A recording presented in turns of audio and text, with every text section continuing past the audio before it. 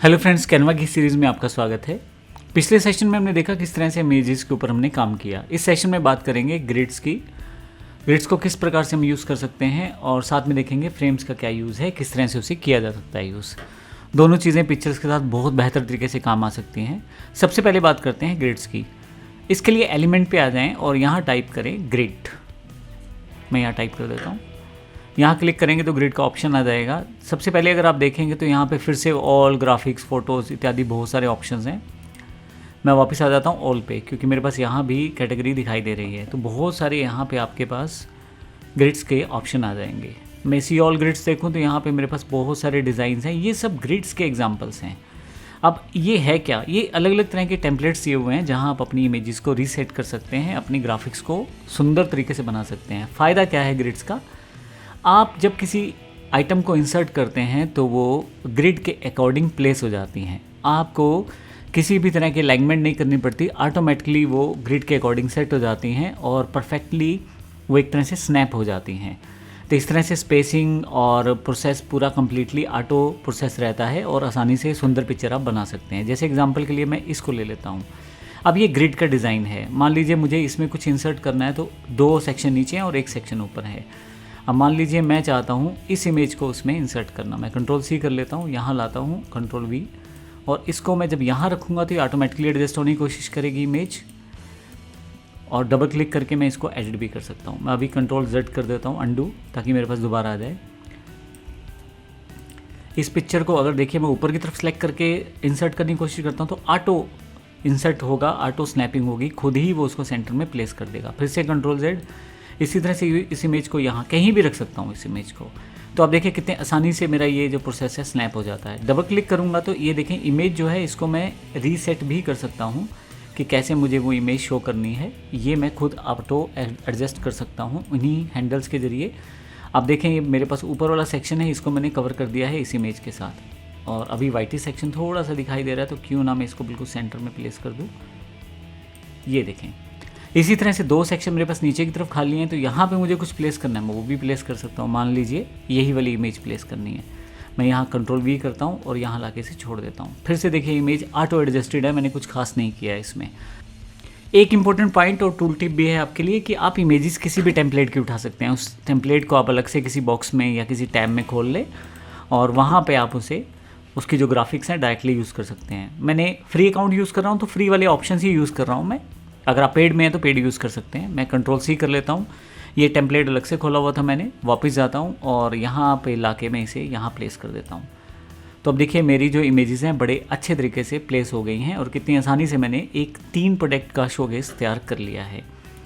इसी तरह से आपके पास यहाँ नीचे की तरफ अगर आप आ जाएँ ग्रिड्स में, मैं वापस आता हूँ, ग्रिड्स में नीचे की तरफ आ जाएँ तो आपके पास ग्राफिक्स के ऑप्शन इस तरह से है। मैं अब यहाँ पे अपना प्रो अकाउंट यूज़ कर रहा हूँ क्योंकि मुझे लगता है यहाँ 1-2 ऑप्शन समझाने ज़रूरी हैं। हालांकि आप नॉर्मल फ्री वाले जो यूज़ कर सकते हैं कर ही रहे हैं। यहाँ पे मैं फिर से ग्रिड टाइप कर देता हूँ और यहाँ नीचे की तरफ अगर आप आएँ तो देखें अलग अलग तरह की ग्राफिक्स ग्रिड्स हैं। मैं इस ग्रिड का यूज़ करना चाहता हूँ तो यहाँ ले आऊँगा और जितना मुझे इसको सेटअप करना है उतना मैं इसे रिसाइज़ कर लूँगा। तो मेरे पास ये रिसाइज़ होके आ गया है। अब फाइनली मुझे कंपोनेंट्स को प्लेस करना है तो एलिमेंट्स पे जाऊँगा और यहाँ पे जो भी कंपोनेंट मुझे प्लेस करने हैं मैं यहाँ पे फ्लावर टाइप कर देता हूँ। तो यहाँ से मान लीजिए मुझे इसको सेट करना। अब एक चीज़ देखिएगा ध्यान से, इस फ्लावर की जो बाउंड्रीज़ हैं वो ऑटोमेटिकली स्नैप होने की कोशिश कर रही हैं आपकी ग्रिड के साथ। देखें तो यहाँ मुझे क्या बेनिफिट हो रहा है कि मैं ग्रिड के अकॉर्डिंग ही बड़े आसानी से काम कर सकता हूँ और अलाइनमेंट जो है परफेक्ट आएगी। मैंने इसको यहाँ रखा है, फिर से कॉपी बनाई है, नीचे की तरफ चलता हूँ तो यहाँ भी बिल्कुल इस तरह से। तो आप बाद में उस ग्रिड को डिलीट कर सकते हैं और आपका ये परफेक्ट अलाइनमेंट सेटअप बैठ जाएगा और आप आसानी से इन चीज़ों को रीसेट कर सकते हैं। तो एक ये तरीका है ग्रिड्स को यूज़ करने का सबसे बेहतर, और ऑप्शन सबसे बेहतर ज़्यादा रहता है जब आपको अलाइन करनी है चीज़ें। बहुत सारी चीज़ें हों तो ग्रिड्स तो बड़ी इंपॉर्टेंट हो जाती हैं।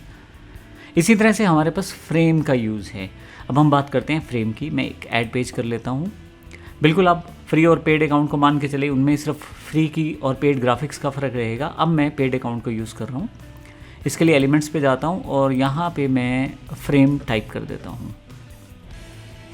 मेरे पास जब फ्रेम आ जाएंगे तो यहाँ से किसी भी फ्रेम को मैं यूज़ कर सकता हूँ। अब डिफरेंट तरह की शेप्स आएंगे आपके पास। देखें यहाँ पे अगर मैं ऑल पे क्लिक करूँ तो फ्रेम्स आएंगे डिफरेंट तरह के, और इसी तरह से खाली फ्रेम्स को क्लिक करूँ या मॉकअप्स को या ग्राफिक्स को, बहुत सारे ऑप्शन आने वाले हैं आपके पास। यहाँ सबसे पहले मैं ले लेता हूँ एक सिंपल सा ऑप्शन ले लेता हूँ, मान लीजिए मैं ये मोबाइल वाला फ्रेम ले लेता हूँ। अब इस फ्रेम में मैं चाहता हूँ अपनी किसी चीज़ को सेटअप करना, बड़ी आसानी से कर सकते हैं आप। इसके लिए आपको करना क्या है, थोड़ा सा साइज छोटा कर देता हूँ।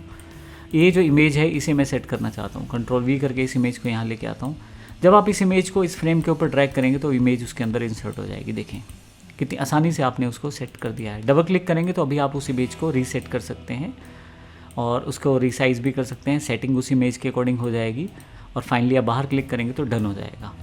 इसी तरह से मान लीजिए मैं इस फ्रेम में किसी इमेज को सेट करना चाहता हूँ, तो फिर से इसी इमेज को ले लेता हूँ, Ctrl+V करता हूँ और जैसे ही मैं इस पे माउस रखूँगा तो ये ऑटोमेटिकली उसमें इंसर्ट हो जाएगा। डबल क्लिक करूँगा तो इसको सेट कर सकता हूँ कि कौन सा पार्ट उसका दिखाई देना चाहिए। तो इस तरह से मैं इन फ्रेम्स का यूज़ कर सकता हूँ किसी भी आइटम को दिखाने के लिए। फ्रेम यहाँ पे ट्रेंडिंग फ्रेम्स भी हैं, मैं अभी डिलीट कर देता हूँ इसे। देखें यहाँ से हटा दिया मैंने इसे।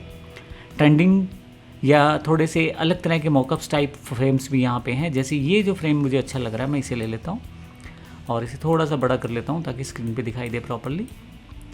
अब यहाँ पे मैं फिर से इस जूते वाली इमेज को यहाँ लेके आता हूँ। मैं कॉपी कर रहा हूँ बार बार, ध्यान रखिएगा।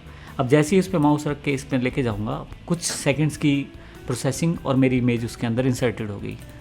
देखिए डबल क्लिक करके फिर से मैं उस इमेज को फिर से यहाँ से सेट कर सकता हूँ।